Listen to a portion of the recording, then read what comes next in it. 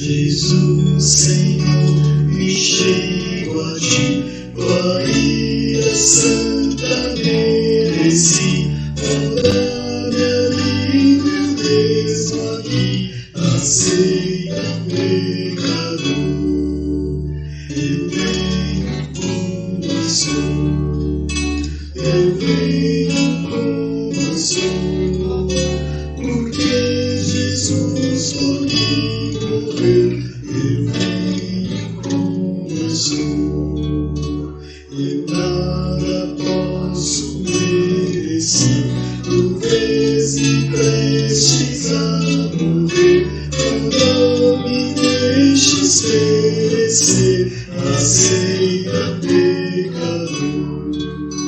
Eu venho como estou, eu venho como estou, porque Jesus por mim morreu. Eu venho como estou, ó sem demora, Salvador, socorre-me por teu amor, pois tua Cristo és meu Senhor, aceita pecador. Eu venho como estou, eu venho como estou, porque Jesus por mim morreu. Eu venho como estou.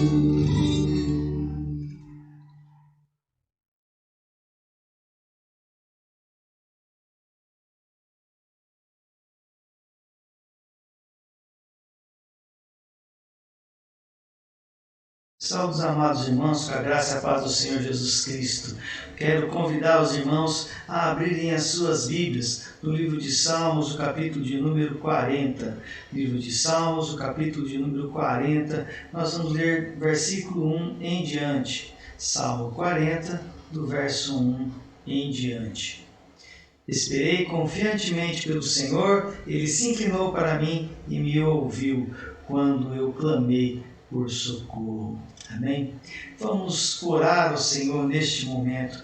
Creio que quando nós esperamos confiantemente pelo Senhor, Ele se inclina e ouve quando nós clamamos por socorro.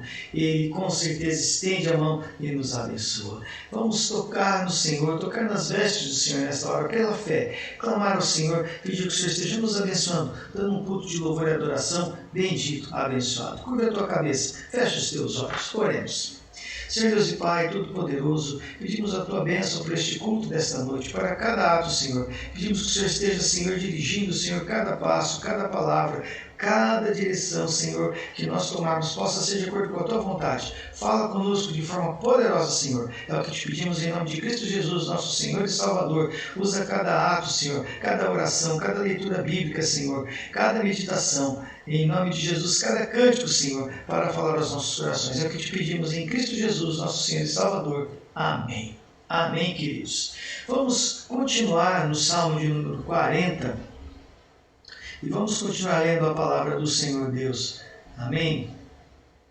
Salmo 40, versículo de número 16. Salmo 40, versículo 16. Folguem e em ti se rejubilem todos os que te buscam, os que amam a tua salvação, digam sempre: o Senhor seja magnificado. Amém? Vamos louvar o Senhor, vamos magnificar o Senhor nosso Deus neste momento, cultuando ao Senhor, dando graças a Ele por tudo que Ele tem feito em nossas vidas. Amém? Vamos continuar louvando ao Senhor com este canto que diz: vamos adorar a Deus. Amém? Louvemos ao Senhor.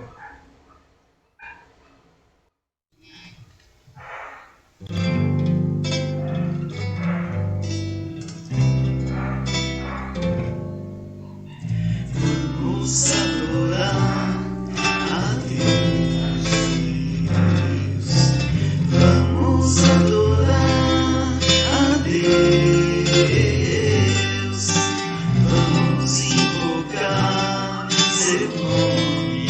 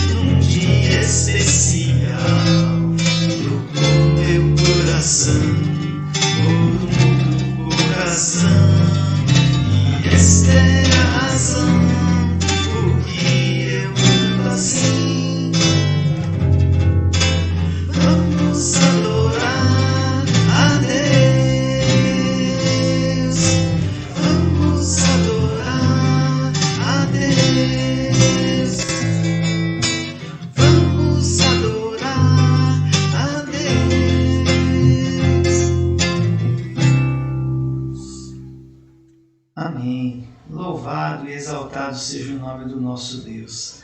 Amém, amados? Louvado seja o Senhor. Vamos continuar louvando e adorando ao Senhor, declarando que nós estamos diante do Deus Supremo, benfeitor, o nosso Deus de amor. Amém.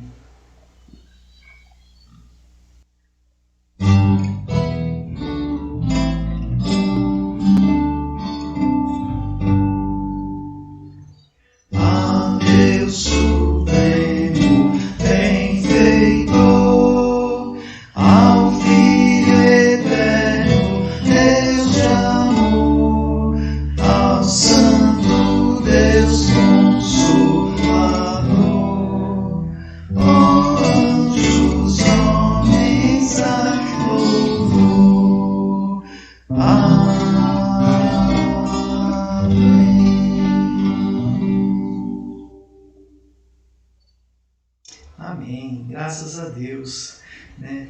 Que nós possamos realmente estar felizes na presença do Senhor.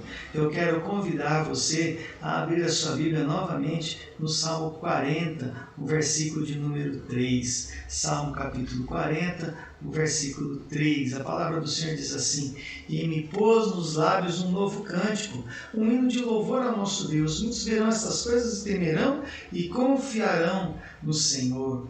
Bem-aventurado o homem que põe no Senhor a sua confiança e não pende para os arrogantes, nem para os afeiçoados à mentira. São muitas, Senhor Deus meu, as maravilhas que tens operado e também os teus desígnios para conosco. Ninguém há que se possa igualar contigo. Eu quisera anunciá-los e deles falar, mas são mais do que eu posso contar. Ah, meus amados irmãos, com certeza esse momento onde nós estamos declarando, falando a palavra do Senhor, é um momento maravilhoso, mas é também um momento de reconhecimento que muitas vezes nós falhamos. Então nós precisamos confessar os nossos pecados, chegar à presença do Senhor Jesus do jeito que nós estamos. Eu venho a Ti, Senhor, como eu estou, e confesso os meus pecados. Curve a tua cabeça, fecha os teus olhos, vamos confessar os nossos pecados. Senhor Jesus, confessamos a Ti os nossos pecados e Te pedimos perdão por tudo aquilo que temos feito, porque nós pecamos, Senhor, muitas vezes, não somente por ação, mas também por omissão, e pecamos até sem saber, ó Pai, que cometemos falhas e pecados. Por todas essas falhas e pecados que são desobediências contra Ti, que são rebeldia contra a Tua palavra, perdoa-nos, Senhor, e restaura-nos, Senhor, faz-nos andar nos Teus caminhos. É o que Te pedimos por Cristo Jesus, crendo que recebemos. Amém, Senhor. E agora, queridos, vamos exaltar o Senhor com mais um último cântico que diz assim: eu venho, um último hino, né? Eu venho como estou.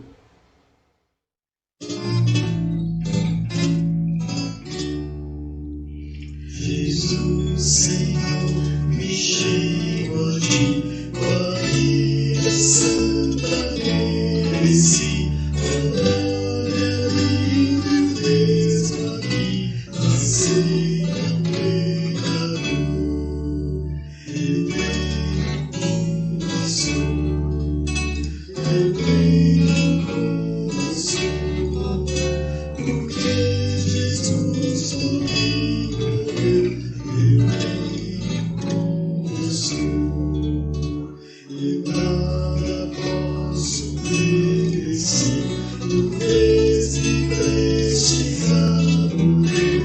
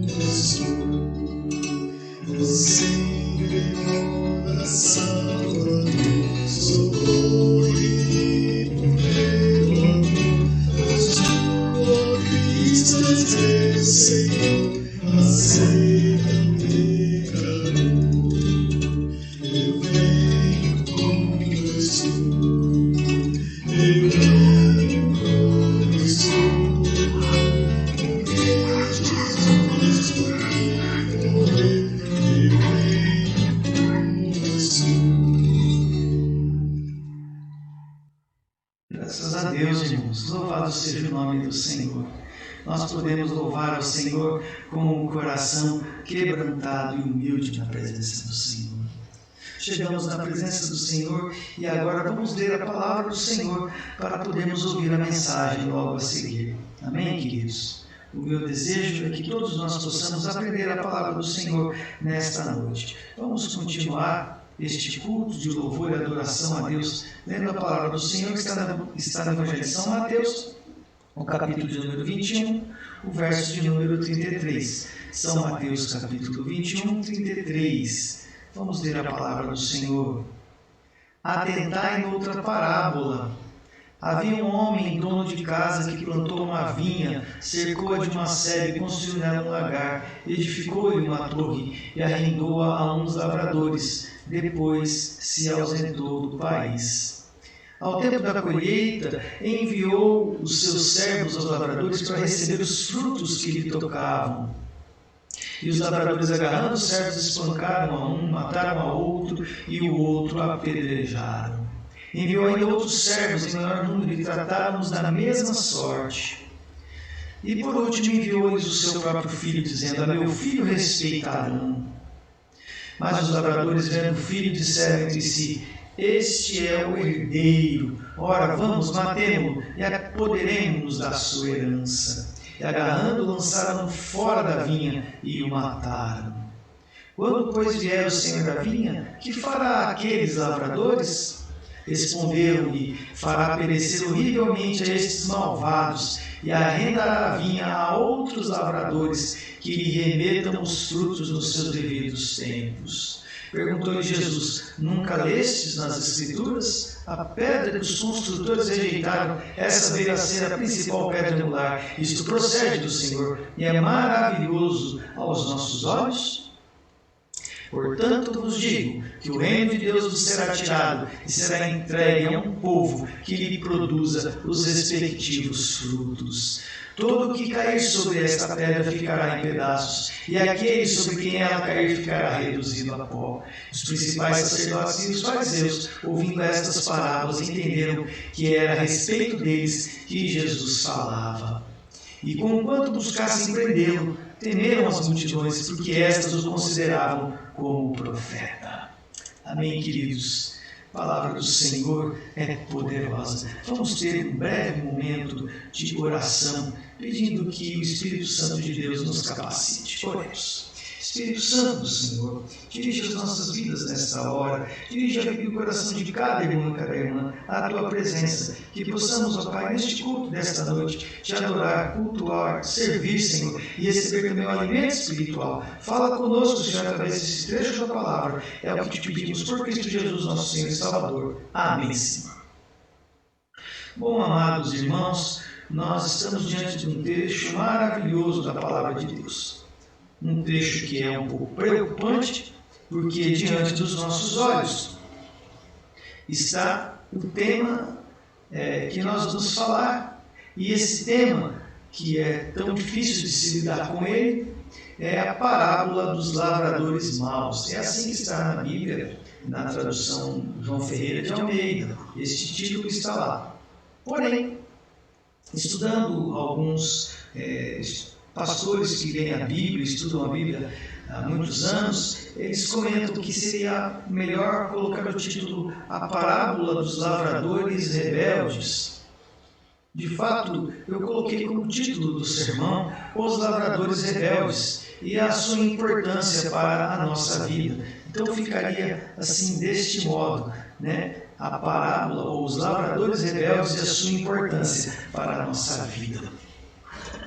Bom, meus amados irmãos, eu vou dar uma primeira palavra e orientação sobre esse trecho e depois a seguir nós vamos estar simplesmente comentando versículo a versículo e vamos trilhar aí pela frente. Primeiramente, há muitos pastores que não pregam sobre esse texto, as pessoas fogem desse texto, né? Há muitos pregadores da palavra, estudiosos da Bíblia, que desconsideram. Eu particularmente tenho aqui em casa um comentário bíblico que ele prega sobre o Evangelho de São Mateus. Este comentário é muito simples. Eu utilizei em uma certa época para estudar a Bíblia, e quando ele chega lá no capítulo 21, no verso 33 para frente, simplesmente está vazio, não tem nada. E a gente fica assustado. Como é que o pregador da palavra vai pregar no Evangelho de São Mateus, estudar ele inteirinho, e chega naquele pedaço e ele pula aquele trecho desavisadamente? Pode ser uma falha de descrição, faltou folha. Não, as folhas estão na contagem certinha. Simplesmente não considerou. E depois, estudando mais atentamente, descobri que há alguns autores da Bíblia que não consideram esta palavra como sendo de Jesus, baseada na alta crítica moderna. Nós não podemos tirar nenhum trecho da Bíblia. Temos que considerar todos os versículos da Bíblia. E quando nós estudamos esses versículos, especialmente esta parte, não podemos desconsiderar justamente porque ele está dentro de um conjunto de parábolas. E ao termos a falta de cuidado, a falta de atenção e perdermos essa parábola do texto, ou por falta de atenção, ou por algum outro motivo, não importa qual o motivo que a pessoa deu, deixar de pegar um trecho da palavra tão importante como este é deixar de apresentar a mensagem do Senhor na integridade que ela tem, com a força e intensidade que Deus quer dar. Eu quero chamar a atenção dos irmãos para o primeiro versículo da parábola, que diz assim: atentai noutra parábola. É Jesus Cristo falando: atentai noutra parábola. Capítulo 21, o verso de número 33. Ele começa dizendo isso: atentai noutra parábola. Quer dizer que esta parábola faz parte de um conjunto de outras parábolas. Alguns estudiosos da Bíblia afirmam que são 3 parábolas, outros estudiosos 4 parábolas. Eu prefiro esta outra alternativa. E eu quero já avisar aos irmãos com muita clareza que esta afirmação indica que a parábola faz parte de um contexto literário, de um conjunto. E eu quero declarar e dizer com todas as letras que parábola é um contexto, é um estilo literário raro. Só existe na Sagrada Escritura deste jeito. Até Jesus Cristo fazer uma parábola, não existia parábola com essa mesma qualidade, com este mesmo estilo. Há muitos livros escritos sobre as parábolas de Jesus. É um método de ensino da maior qualidade, da maior eficácia. Tanto que os estudiosos posteriores, que foram falar sobre a didática ou a arte de ensinar, os primeiros se referiram sempre às parábolas de Jesus. E hoje, quando alguém vai contar histórias, se alguém quer contar histórias bem contadas, ele tem que estudar as parábolas de Jesus, para aprender como Jesus contava histórias, como Jesus ensinava, como ele falava com as pessoas. De fato, há uma única parábola parecida com uma de Jesus, mas que não chega a ser igual. É a parábola que o profeta Natan conta para Davi acerca da morte do filho de Davi, aquele garoto que nasceria por causa do pecado que Davi comete com Batseba. É a única parábola, é o único trecho que tem alguma semelhança com as parábolas de Jesus. Porém, idênticas às parábolas de Jesus não existe. E especificamente nessa parábola, Jesus quer passar um ensino para o povo, e mais do que isso, ele é profeta. Ele é profeta e ele aponta para uma transformação que Deus quer fazer através da pregação do Evangelho na vida das pessoas. Essa é a segunda parábola de uma trilogia para alguns autores. A primeira seria a parábola dos 2 filhos, que é a anterior, está nos versículos anteriores, e a próxima seria as bodas do Cordeiro. Entretanto, eu quero considerar como parte dessa trilogia uma 4ª parábola, que é a parábola da figueira, ou a parábola da morte da figueira, como parte desse contexto literário.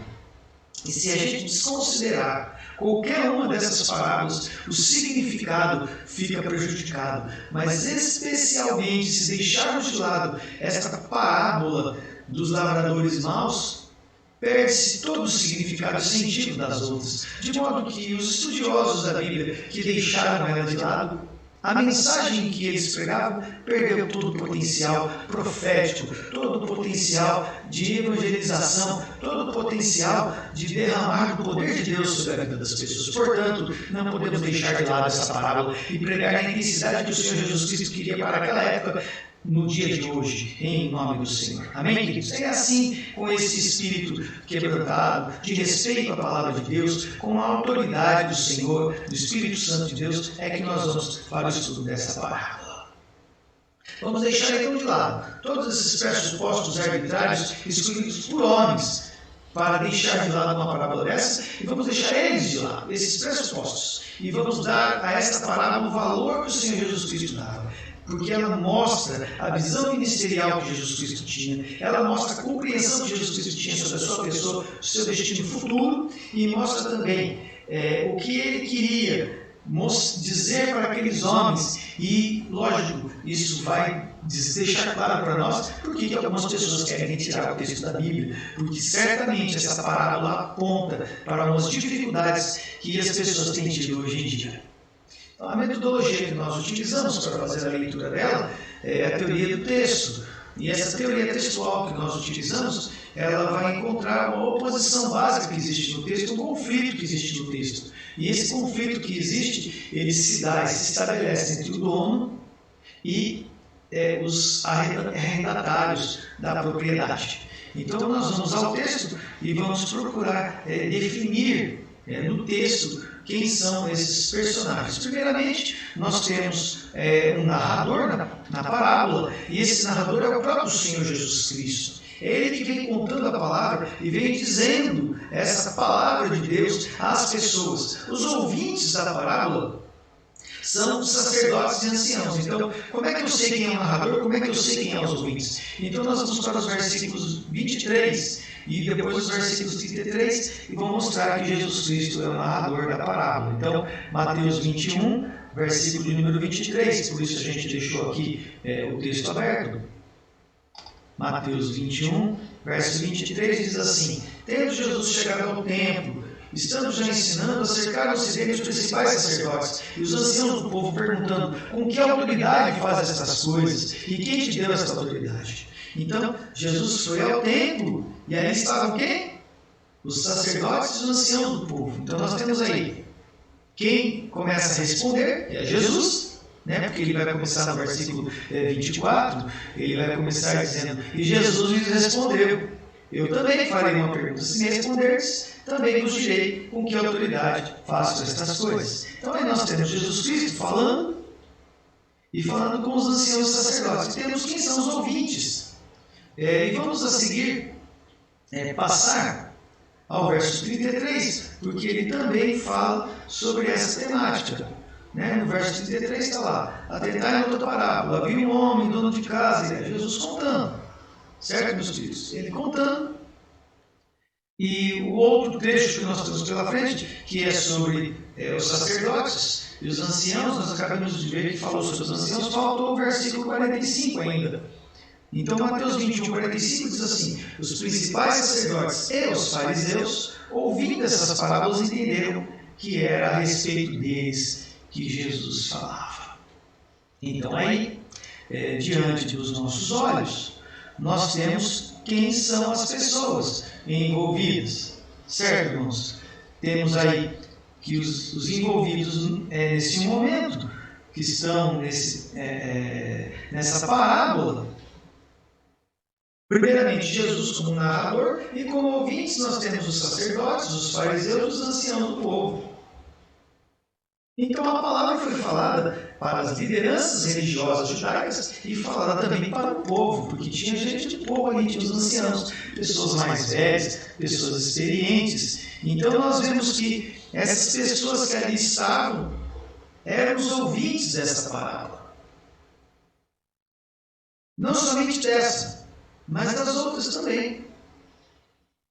E continuando aí na nossa leitura, nós temos aí um homem nesta parábola, e este homem é o dono da propriedade, e este dono da propriedade, ele cerca a propriedade, ele faz uma sebe. Uma sebe é uma cerca que é feita com plantas. É uma cerca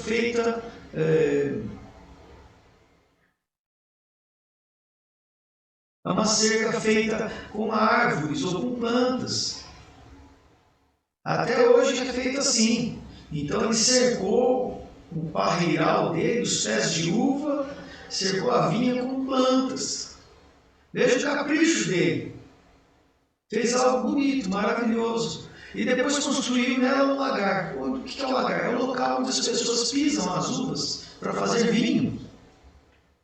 E depois fez uma torre. A torre era para proteção. Era através da torre que ele olhava e via ao longe se vinham pessoas ou não. E poderia convidar outros para proteger a vinha. Só que ele arrenda essa propriedade para os lavradores, para se ausentar do país. Ele aguarda a colheita para poder colher os frutos. E quando ele manda servos dele para colherem os frutos, o verso 34 diz assim: os lavradores matam os servos.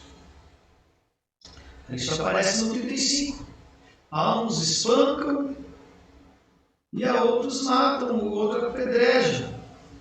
Então eles deixam alguém vivo para dar notícia. E o dono da propriedade envia outros servos em maior número e eles fazem da mesma maneira. Por último, enviou o seu próprio filho. Então nós temos aí 3 momentos e eles acabam matando o próprio filho também.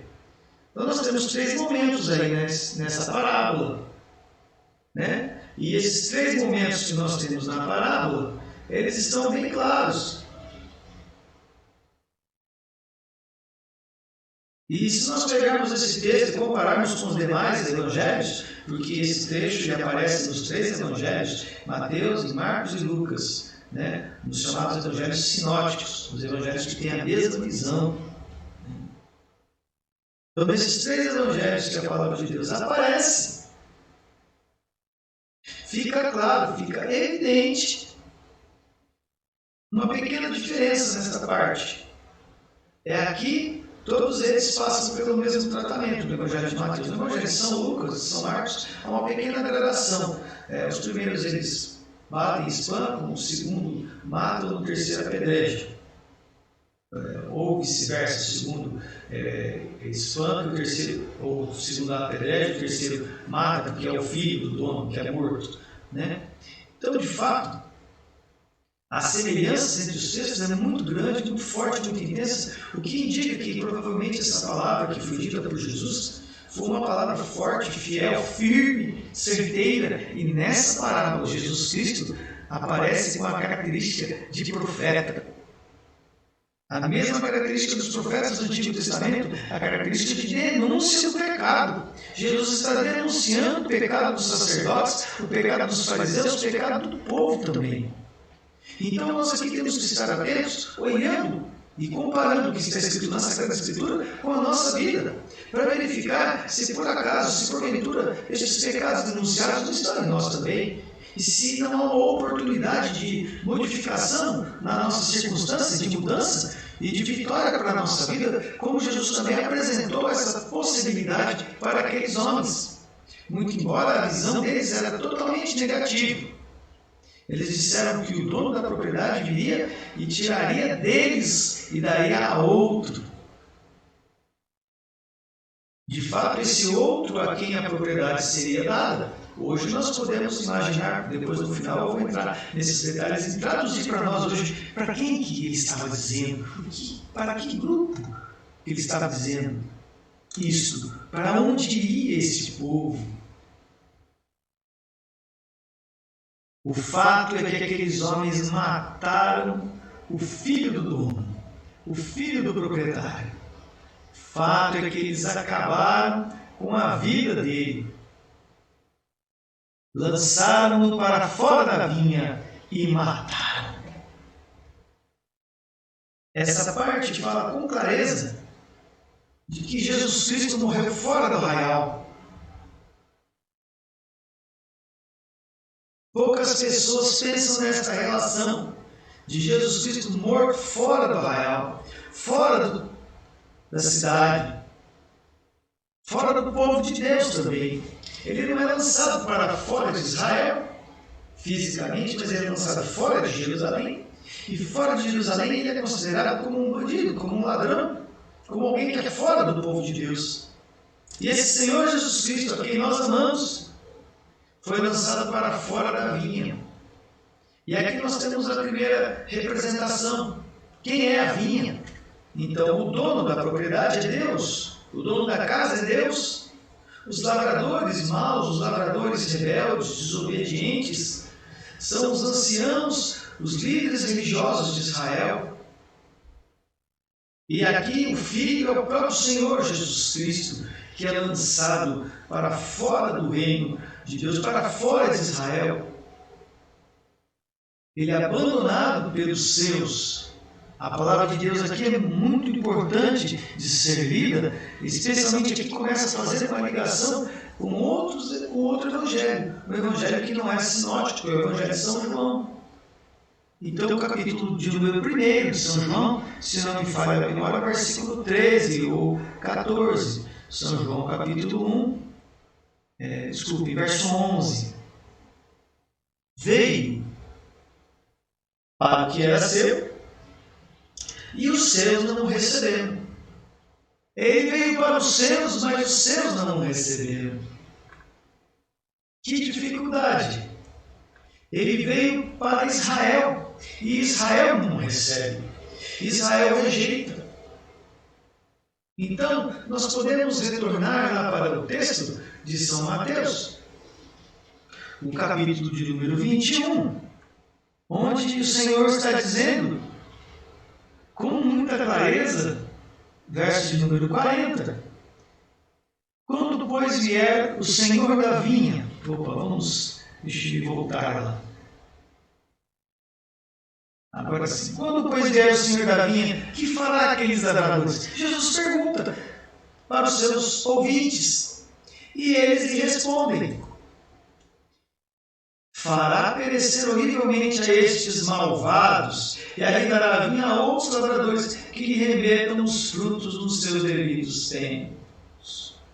É evidente que aqui eles não estavam com muita clareza, estavam pensando somente na parte do ensino, mas não estavam com muita clareza que era uma comparação e que eram eles. Mas isso vai acontecer logo à frente. E perguntou-lhes Jesus: nunca lestes nas Escrituras a pedra que os construtores rejeitaram? Essa veio a ser a principal pedra angular? Isto procede do Senhor, é maravilhoso aos nossos olhos? Nunca lestes nas Escrituras? Está escrito sim, no Salmo 118, verso 23. Vamos ler o Salmo 118, verso 23, queridos. Com certeza a palavra do Senhor fala sobre isso. Então vamos lá para os Salmos. Salmo 118, o versículo de número 23. Opa, passou um pouquinho, vamos voltar lá para o 118. Versos 22 e 23. A pedra que os construtores rejeitaram, essa deve ser a principal pedra angular. Isto procede do Senhor, é maravilhoso aos nossos olhos. Então aí nós podemos contemplar esse trecho da palavra que Jesus Cristo cita lá no Novo Testamento. Ele é o próprio Jesus que será morto, é a pedra angular. Veja que interpretação clara. Jesus é a pedra angular que os construtores rejeitaram. E a palavra do Senhor é nítida, é clara, é maravilhosa. No capítulo 21, voltando lá, no versículo de número 42, que nós vemos isto, ele falando sobre a pedra angular. E no 43, portanto vos digo, que o reino de Deus vos será tirado. É o próprio Jesus que diz: o reino de Deus será tirado de vocês e entregue a um povo que produz os respectivos frutos. Esse povo é a igreja de Jesus Cristo. A igreja chamada igreja invisível. Não é a igreja visível, não é a igreja de instituição, não é a igreja que tem o nome, uma placa na porta, mas é a igreja que é feita de todos aqueles cristãos que procuram ser fiéis ao Senhor.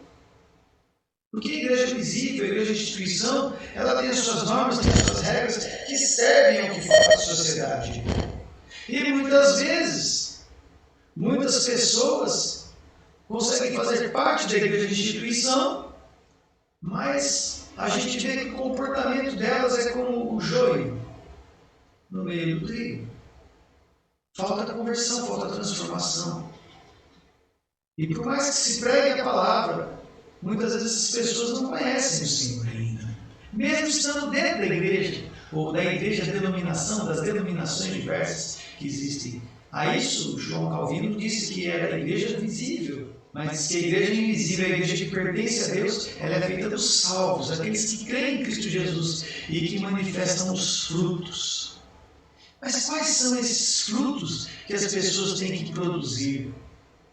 Meus queridos e amados irmãos, os frutos aqui declarados são o arrependimento, a fé numa nova vida. Então, aí em São Mateus, nós vamos ver esses frutos nos versículos anteriores. Se voltarmos um pouquinho atrás, nós vamos descobrir esses frutos. Veja só quais são os frutos. Vamos dar uma pequena olhada aí no capítulo 21 mesmo de São Mateus. Nós vamos estar observando. Vamos lá para o verso de número 21. Primeiro tema que começa a ser abordado, já lá anteriormente vai abordar esse tema do louvor, que da boca das crianças de peito e dos pequeninos sai perfeito louvor. Né? E aqui nesse trecho da palavra, Jesus lhes respondeu: em verdade vos digo, se tiverdes fé e não duvidardes, não somente fareis o que foi feito à figueira, mas até mesmo se esse monte disser, ergue-te e lança-te ao mar, tal sucederá. Então ele começa falando: tudo quanto pedirdes em oração, crendo, recebereis. E depois o verso 23, que ele chega no templo e começa a ensinar. E ele se perguntou a Jesus: com que autoridade você faz essas coisas? Então a primeira coisa que a gente tem para aprender é fé. É necessário fé. Jesus está dizendo com clareza: precisa ter fé. Mas quando Jesus fala dessa fé, como ele vai colocando essa fé para eles? E ele cita a parábola dos 2 filhos. Verso 28, um homem tinha 2 filhos. Chegando ao seu primeiro disse: filho, vai hoje trabalhar na vinha. De novo, outra parábola da vinha. Vai hoje trabalhar na vinha. Ele respondeu: sim, senhor, porém não foi. Disse ao segundo, disse a mesma coisa. Mas ele respondeu: não quero. Depois, arrependido foi. E aí a pergunta de Jesus: qual dos 2 fez a vontade do Pai? Disseram o segundo, e declarou-lhes em Jesus: em verdade vos digo, que publicanos e meretrizes vos precedem no reino de Deus. Então, meus queridos e amados irmãos, nós temos aqui diante dos nossos olhos um trecho da palavra do Senhor, dizendo com clareza que é primeiro necessário ter fé. Em segundo lugar, é necessário que a gente se arrependa. O jovem que foi considerado um abençoado por Deus foi o filho que, mesmo tendo dito que não iria, ele se arrependeu e foi. Então é necessário que a gente entenda aqui nessa palavra que um dos frutos que Jesus Cristo quer que a gente mostre é arrependimento. É fé e arrependimento. Fé real, fé verdadeira, leva a pessoa a confessar seus pecados e se arrepender deles. Essa é uma grande dificuldade para aqueles homens. E aqui no verso 32, Jesus fala com mais clareza ainda, fica mais nítido. Veja aí: porque João veio a vós outros no caminho da justiça, e não acreditastes nele, ao passo que publicanos, meretrizes, creram. Vós, porém, mesmo vendo isto, não vos arrependestes, afinal, para acreditardes nele. E aí entra o verso 33, que é o que nós conhecemos. Atentai noutra parábola. Atentai noutra parábola. Certo, meus amados? Então, no verso 33, a outra parábola, ela entra falando sobre isso. E os frutos O que nós vemos com clareza é fé, é arrependimento, é conversão, é vida nova, é vida de altar, é vida de oração, é vida de louvor a Deus, é vida da presença do Espírito Santo na nossa vida, é vida de gente que é templo do Espírito Santo, de gente que manifesta a glória do Senhor no seu dia a dia. Por mais que a pessoa seja simples, tenha suas falhas, seus defeitos, ela se arrepende, confessa diante de Deus, pede perdão, volta atrás e procura restaurar. A palavra do Senhor não diz que o povo de Deus é um povo perfeitinho, sem dificuldades, sem falhas.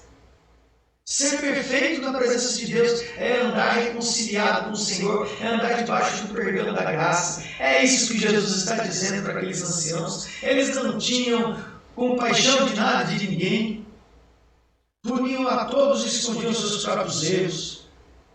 E para Deus, todos pecaram. Para Deus, todos pecaram, estão separados da graça de Deus, afastados da glória do Senhor, e necessitam de perdão, necessitam de reconciliação, necessitam de arrependimento. Veio para os seus, mas os seus não receberam. Mas a todos quantos receberam, deu-lhes o poder de serem feitos filhos de Deus, a saber, aos que creem no seu nome. Ah, meus queridos e amados irmãos, a primeira parte da parábola é em relação a Israel. A última parte da parábola é em relação a Jesus Cristo, que foi rejeitado pelos homens. A pedra angular foi rejeitada por Israel, mas foi aceita e aprovada por Deus, e tornou-se a principal pedra, a pedra de esquina, a pedra angular, a pedra de sustentação. É um novo templo, é um novo templo. É Jesus Cristo sendo adorado em espírito e em verdade por aqueles arrependidos dos seus pecados, convertidos ao Senhor, igual a mulher samaritana. É a mensagem que Jesus estava pregando para a samaritana. E aqui nós começamos já a encadear esse texto, ligar ele com outros versículos da palavra, mostrando que nós estamos seguindo o fio condutor da palavra de Deus, que vem desde lá do Antigo Testamento, que aponta para Jesus Cristo como o único Senhor e Salvador da vida das pessoas. E aponta para a igreja como essa depositária fiel da graça de Deus. Não qualquer igreja, não qualquer denominação, não uma igreja com um nome, uma placa na porta, mas falando de uma igreja que é invisível aos olhos do homem, que pertence à nossa igreja, que pertence a outra igreja, mas a outra. São crentes cristãos fiéis ao Senhor, que nós muitas vezes não conseguimos apontar, mas que o Espírito Santo de Deus sabe. Se sou eu, se é você, quem são essas pessoas? Esse arrependimento, essa fé, essa conversão são os principais frutos que estavam ausentes na vida daqueles judeus. E juntamente com eles depois vem o louvor, vem a adoração, porque uma pessoa que é o templo de Deus, ela é um local de adoração. Ele adora em espírito e em verdade. E isso mostra e fala de uma vida de ressurreição. Fala da ressurreição de Jesus Cristo, o fato de ele ser aquela pedra restaurada. O trecho da palavra que nós acabamos de ler falou desses homens. Mas falando agora de Jesus Cristo, ele veio a ser a principal pedra angular. Ele veio a ser a principal pedra de esquina. A pedra que os construtores rejeitaram. Veja, no começo do texto, ele estava falando de lavradores. Mas quando ele se refere ao Salmo, ele usa a expressão que está nos Salmos, os construtores. Esses homens que estavam lavrando eram pessoas que construíam a religião de Israel. Eles rejeitaram a Jesus Cristo como alicerce para a construção de um templo de louvor e adoração a Deus, como pedra angular. Eles tentam quebrar a pedra. E veja o que a palavra do Senhor diz: o reino será tirado. E aqui está dizendo que vai dar a um outro povo. Este povo é a igreja do Senhor. E tudo que caiu, todo aquele que cair sobre a pedra, todo aquele que tropeçar nessa pedra que é Jesus e cair sobre ela, ficará reduzido a pó. E se a pedra cair sobre ele, ele ficará em pedaços. Então é melhor que ninguém tropece em Cristo. Melhor que a gente creia em Cristo, busque o Senhor e não encare Jesus Cristo como uma pedra de tropeço. Porque a palavra de Deus fala lá no livro do profeta Isaías que Jesus era como de quem os homens escondem o rosto, alguém de quem as pessoas tinham vergonha. E quantos tiveram vergonha de Jesus? Os próprios discípulos, quando ele estava lá na cruz. Então, meus amados, é necessário que a gente não se envergonhe de Jesus. E aqui os fariseus e sacerdotes começam a perceber que essas parábolas falavam a respeito deles. E queriam prender a Jesus Cristo, mas tinham medo das multidões, porque as multidões consideravam Jesus como profeta. E de fato, aqui nesse trecho da Escritura, a principal característica de Jesus é como um profeta. No estilo do profeta Isaías, no estilo do profeta Ezequiel, no estilo do profeta Eliseu, no estilo do profeta Jeremias, ele denuncia o pecado no homem e apresenta a salvação que Deus tem. E falar de Jesus Cristo como pedra é falar de Jesus Cristo como aquele que vem para a ressurreição, para uma nova vida, para construir um novo tempo de adoração, um templo e um momento de adoração onde as pessoas adorarão ao Pai, como ele disse para a samaritana, em espírito e em verdade. Vem a hora dos verdadeiros adoradores, não adorarão aqui na Samaria, nem em Jerusalém, no templo. Não haverá um momento específico de adoração que será só no culto, mas adorarão em todo o tempo. Viverão uma vida de adoração. Esse é outro fruto.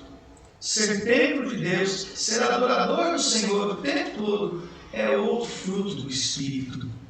E a pergunta que precisa ser feita a cada um de nós nesta noite, e que precisamos refletir sobre ela: a nossa vida é uma nova construção, é um novo templo para a habitação do Senhor Jesus, mediante o agir do Espírito Santo. Nós temos manifestado arrependimento, fé e conversão ao Senhor em todo o tempo. Uma dessas semanas anteriores nós estudamos: bendirei o Senhor em todo o tempo, o seu louvor estará sempre nos meus lábios. Temos conseguido adorar o Senhor nas situações mais adversas, glorificar a Ele e abençoar as vidas, porque nós só conseguiremos abençoar as outras vidas, ajudar o nosso próximo, se realmente, de fato, nós estivermos arrependidos dos nossos pecados, confessado esses pecados ao Senhor, crendo no Senhor, formos transformados. Aí eu consigo ajudar o meu próximo. Senão, qualquer ajuda que a gente faz ao próximo é visando interesses. Porque não vamos ajudar o nosso próximo visando interesses, vamos ajudar o nosso próximo porque o Senhor Jesus nos transformou e tocou nas nossas vidas. Eu quero orar por você, eu quero orar pela tua vida, pela minha vida, pelas nossas vidas, pedindo ao Senhor, não importa quem é você, se você é o ancião do povo de Deus, se você está no templo e é sacerdote, ou se você é um fariseu, é um estudioso da lei. Eu quero orar por você e por mim, porque essas autoridades religiosas do povo de Deus tinham mais alto estudo, mais alto conhecimento, mas não percebiam que estavam necessitando de arrependimento, de fé. Não reconheciam isso, não se dobravam diante do Senhor. Quando nós nos dobramos diante do Senhor, Ele transforma a nossa vida. Eu quero te pedir que você curva a tua cabeça, feche os teus olhos. Vamos orar ao Senhor, pedir que o Senhor transforme as nossas vidas. Que o Senhor modifique, converta o nosso coração de um coração de pedra em um coração de carne. Que Ele tire o coração de pedra da nossa carne e nos dê um novo coração. Nos dê uma nova mentalidade. Que Ele coloque nesse novo coração o seu Espírito e na nossa nova mente, que Ele escreva as suas leis e faça com que nós andemos nos estatutos dEle. Obedeçamos a Jesus Cristo. Não sejamos rebeldes como estes homens. Sejamos obedientes ao Senhor Jesus. Oremos, queridos, oremos. Senhor Deus e Pai Todo-Poderoso, colocamos diante de Ti a vida de cada irmão e cada irmã. E te suplicamos e pedimos nesta hora que o Senhor venha abençoar a cada um deles. Te pedimos e suplicamos, ó Deus, que o Senhor venha a converter os corações, transformar, mas primeiro que o Senhor venha quebrantar e levar-nos a reconhecer os nossos pecados, as nossas faltas, e necessitamos de arrependimento e de conversão. Perdoa os nossos pecados e aumenta a nossa fé. Leva-nos para a Tua presença, que sejamos cristãos, que são o templo do Espírito Santo, que adoram, cultuam, louvam, falam a Tua palavra com ousadia, mas acima de tudo que vivem essa palavra, praticam essa palavra, que reconhecem seus pecados e pedem perdão e também perdoam o próximo. Ó Pai bendito, derrama a Tua unção, Senhor, abençoando cada vida, cada coração nesta hora. É o que nós te pedimos em nome de Cristo Jesus, transformando as vidas e convertendo-as a Ti. Em nome do Senhor Jesus. Amém, Senhor, e amém. Meus queridos e amados irmãos, vamos nos preparar neste momento para a ceia do Senhor. Amém, queridos? Em nome de Jesus Cristo. Pegue os materiais para a ceia do Senhor e nós vamos estar entoando este cântico neste momento que fala: ó Jesus, ó vera Páscoa.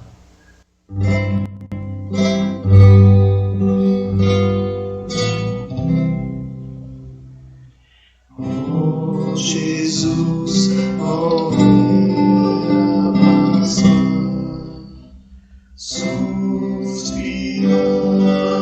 nos antigos, ó Cordeiro eterno, diga de assistir aqui. Bom Jesus, ó pão divino, pela fé te apropriamos,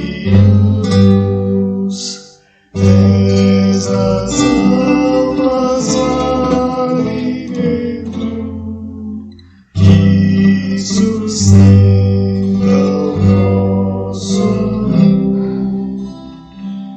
Bom Jesus, ó vinho de pereira fonte, faze que nossa alma viva para te pedir em ti.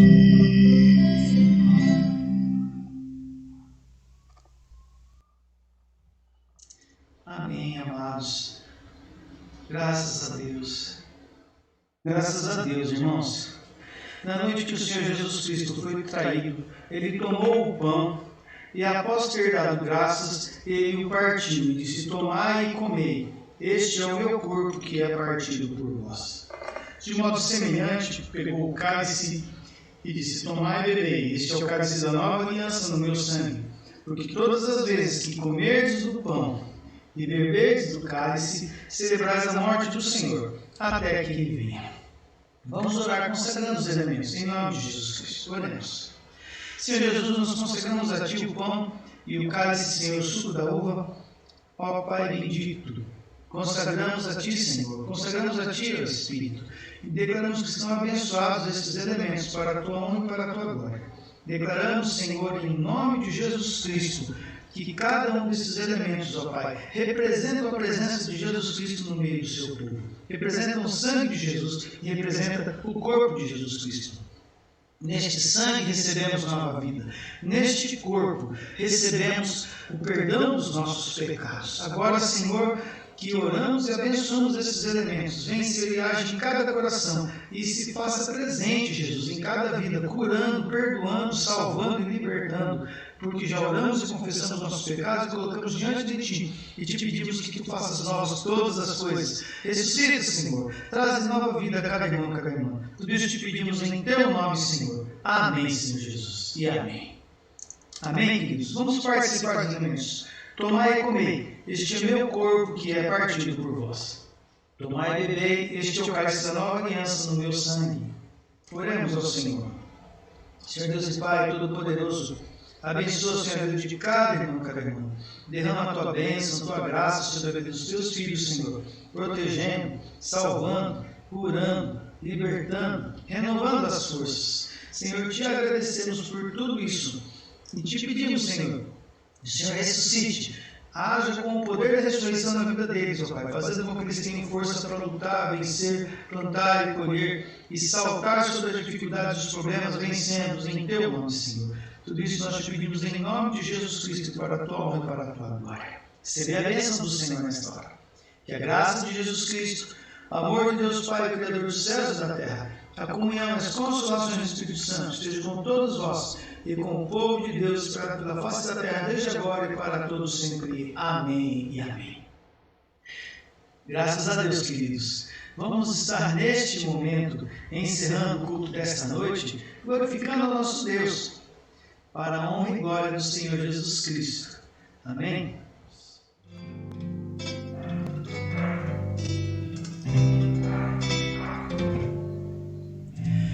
Vamos adorar a Deus. Vamos adorar a Deus. Vamos invocar seu nome. Vamos adorar a Deus. Vamos adorar a Deus. Vamos adorar a Deus. Vamos invocar seu nome. Vamos adorar a Deus. Veio em minha vida